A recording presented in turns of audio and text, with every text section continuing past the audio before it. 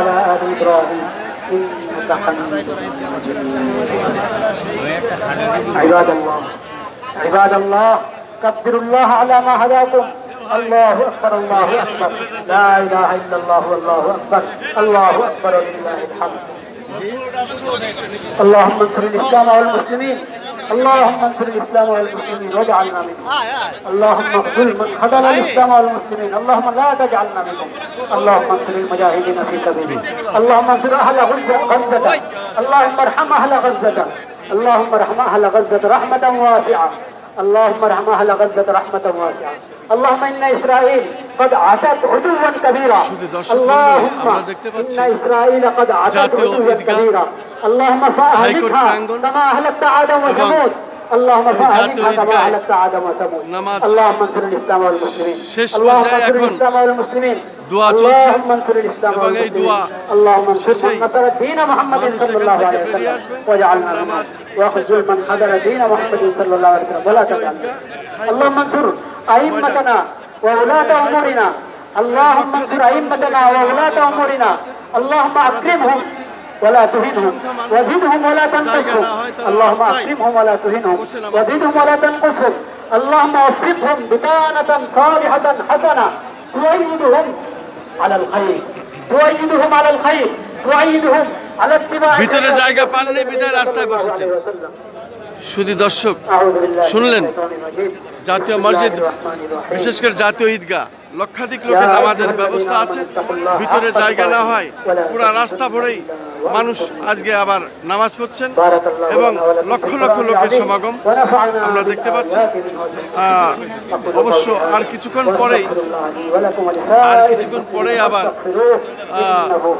জাতীয় মসজিদ বাইতুল মোকাররমে 5টি জামাতের ব্যবস্থা আছে। যেহেতু লক্ষ লক্ষ মানুষের আজকে ঈদের উৎসব ঈদুল ফিতর, 1 মাস সিয়াম সাধনার পর রোজা রাখার পর ঈদের জামাত আমরা দেখতে পাচ্ছি। জাতীয় ঈদগাহে ঈদের জামাত এইমাত্র শেষ হলো। মোটামুটি প্রশাসনের খুব এখানে অবস্থান আছেন, তারা খুব অ্যালার্ট অবস্থায়। যেহেতু মাননীয় প্রধান উপদেষ্টা এখানে নামাজ পড়তে এসেছেন এবং সে কারণেই প্রশাসনের এখানে খুব ভালো অবস্থান দেখা যাচ্ছে এবং শান্তিপূর্ণভাবে। আমি প্রফেসর ডক্টর মোহাম্মদ ইউনূস হাফিজাহুল্লাহ তাআলা আযজা ওয়া জাল আমি শুভেচ্ছা বক্তব্য উপস্থাপনের জন্য মাননীয় প্রধান উপদেষ্টার কাছে বিনীত অনুরোধ জানাচ্ছি। শুভেচ্ছা বক্তব্য দিবেন এখন মাননীয় প্রধান উপদেষ্টা প্রফেসর ডক্টর মোহাম্মদ ইউনূস মহোদয়। আমরা আসসালামু আলাইকুম চেষ্টা করছি, মানুষের দেখানোর চেষ্টা করছি। ঈদ মোবারক ঈদ মোবারক ঈদ মোবারক। আজকে বাংলাদেশের প্রতিটি গ্রামে প্রতিটি বাজারে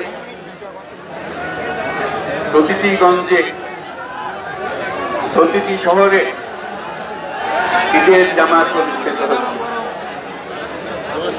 আমরা জাতির পক্ষ থেকে জামাতে যারা সেখানে শরীক রয়েছেন তাদেরকে ঈদ মোবারক জানাচ্ছি।